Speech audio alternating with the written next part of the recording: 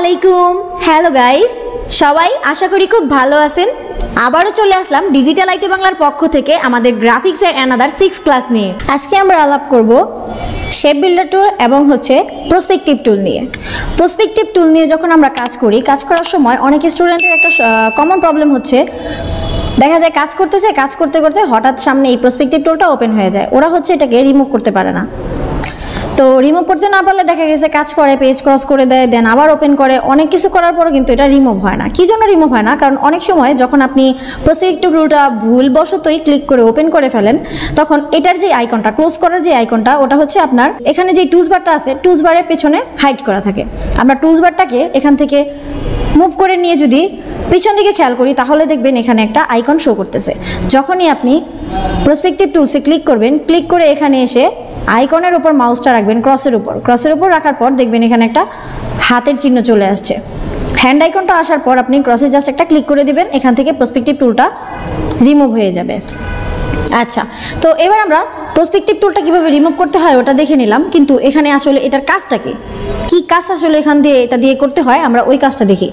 Prospective টুলটা open করলাম, open করার পর আমরা নর্মালি রেক্টেঙ্গেল টুল নিলে ওটা চারপাশ থেকে সমানভাবে আসে, কিন্তু যখন আপনি প্রসপেক্টিভ টুল মানে এই যে এখানে যে টুলসটা ওপেন আছে, দেখেন এটা কিন্তু দেখতে অনেকটা বিল্ডিংয়ের শেপের মতো লাগতেছে।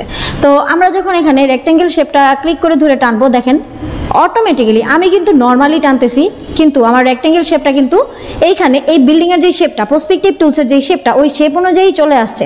আমরা যদি এখানে কালার দিই, উইন্ডো থেকে আমরা সোয়াচেস নিয়ে দিই, আশা করি সবার মনে আছে আমরা কালার কোথা থেকে নিয়েছিলাম, উইন্ডো থেকে সোয়াচেস। তো আমরা এখানে টুলসটাকে সিলেকশনে রেখে কালারে ক্লিক করলাম। দেখেন কালারে ক্লিক করলে কিন্তু জিনিসটা একটু ভালোভাবে বোঝা যায়। ঠিক আছে, এখন আমরা চাচ্ছি এই পাশে অর্থাৎ ডান পাশে সেমভাবে একটা রেক্টেঙ্গেল নিয়ে নিতে। তাহলে এখন যদি আমি টানি, ওটা কিন্তু আসবে না। দেখেন আমি যদি আরেকটা রেক্টেঙ্গেল নিই, ওটাও কিন্তু এই পাশেই আসতেছে। ঠিক আছে, কিন্তু এই যে আমাদের এখানে প্রসপেক্টিভ টুলসের আরেকটা যে আইকন আছে, এখান থেকে আমরা অ্যাঙ্গেলটা চেঞ্জ করতে পারি। ডান পাশের অ্যাঙ্গেলে যদি আমরা ক্লিক করি, তাহলে কিন্তু এখান থেকে অ্যাঙ্গেলটা চেঞ্জ হয়ে যাবে। ঠিক আছে, এইবার আমরা রেক্টেঙ্গেল নিয়ে এই পাশ থেকে ধরে টানি। দেখেন এখন কিন্তু আমাদের রেক্টেঙ্গেল শেপটা বাম পাশ থেকেই আসতেছে। দেন সিলেকশন টুল। এইবার প্রসপেক্টিভ টুলসের ভেতরে কিন্তু আরও একটা টুলস আছে, সেটা হচ্ছে prospective selection tool. Prospective selection tool নিয়ে আমরা প্রসপেক্টিভ টুলসের যেই টুলসটা আছে, এটাকে চাইলে মুভ করতে পারি এক জায়গা থেকে আরেক জায়গায়, ছোট বড় করতে পারি, যে কোনো একটা অবজেক্টকে আলাদাভাবে সিলেক্ট করে কাস্টমাইজ করতে পারি। ঠিক আছে, তো আপাতত এই পর্যন্তই প্রসপেক্টিভ টুলটা থাকুক। এরপর আমরা শেপ বিল্ডারের কাজটা দেখি। এটাকে আগে রিমুভ করি। প্রসপেক্টিভ টুলে সিলেকশন নিলাম, দেন এখানে আইকনের পাশে কার্সরটা রাখলে যে হ্যান্ড আইকনটা আসার পর আমরা ক্রস চিহ্নতে ক্লিক করলেই কিন্তু এটা রিমুভ হয়ে যাবে। রিমুভ। এবার আমরা সিলেকশন টুল নিয়ে এগুলাকে সিলেক্ট করে ডিলিট করে দিলাম। পরবর্তী টুলস শেপ বিল্ডার। শেপ বিল্ডারের কাজটা কি? শেপ বিল্ডারের কাজটা হচ্ছে অ্যাড করা, রিমুভ করা। তো আমরা প্রথমে শেপ বিল্ডার নিয়ে একটা অ্যাপেল ক্রিয়েট করে দেখব কিভাবে করব। প্রথমে একটা ইলিপস নেব। ইলিপস নিয়ে অল্টার শিফট ধরে, কিবোর্ড থেকে অল্টার শিফট ধরে একটা ইলিপস নিয়ে নেব।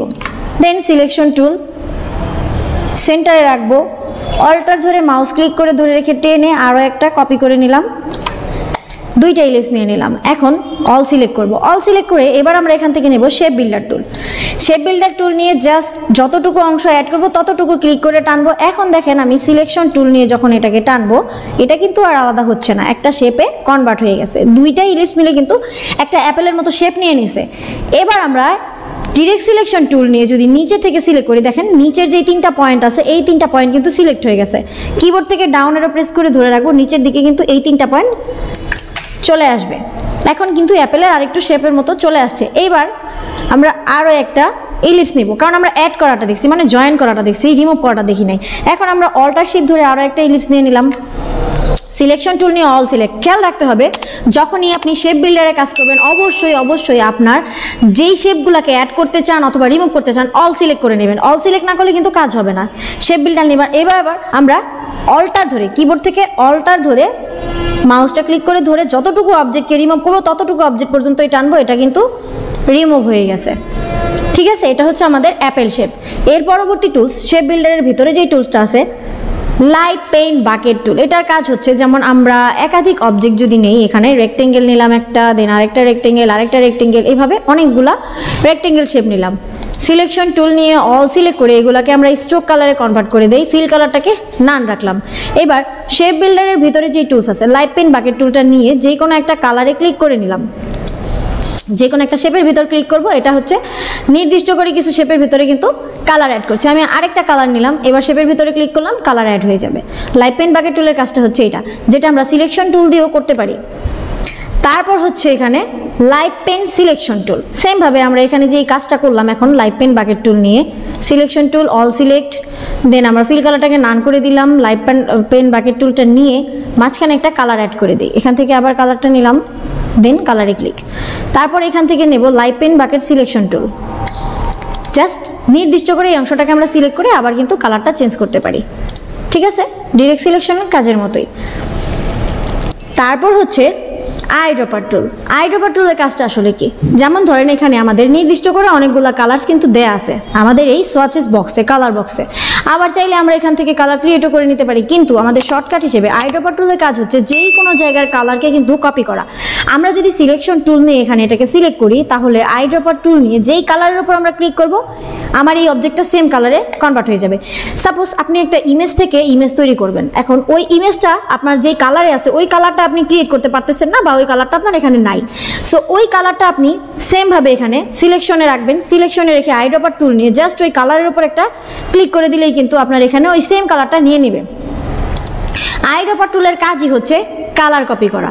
ঠিক আছে, এরপর হচ্ছে কালার আইড্রপার টুলের ভিতরে আর একটা অবজেক্ট আছে mesh U tool. Mesh U টুলের কাজ কি, এটার কাজ হচ্ছে যে কোনো অবজেক্ট অথবা পেজ যে কোনো কিছুকে জাস্ট হাইট আর ওয়েটটা মাপা। আমি উপর থেকে নিচে এইভাবে ধরে টানবো, এখানে আমার হাইট ওয়েটটা কিন্তু চলে আসছে। দেখেন ওয়েট আছে 0.295 ইঞ্চ আর হাইট আছে 4.2797 ইঞ্চিতে। আবার যদি আমি এইভাবে ল্যান্ডস্কেপে নিয়ে টানি, তাহলে দেখেন হাইট ওয়েটটা কিন্তু আবার চেঞ্জ হয়ে গেছে। এটার কাজ শুধু হচ্ছে মাপা। এর পরবর্তী টুলস, এটাকে বলা হয় ম্যাশ টুল।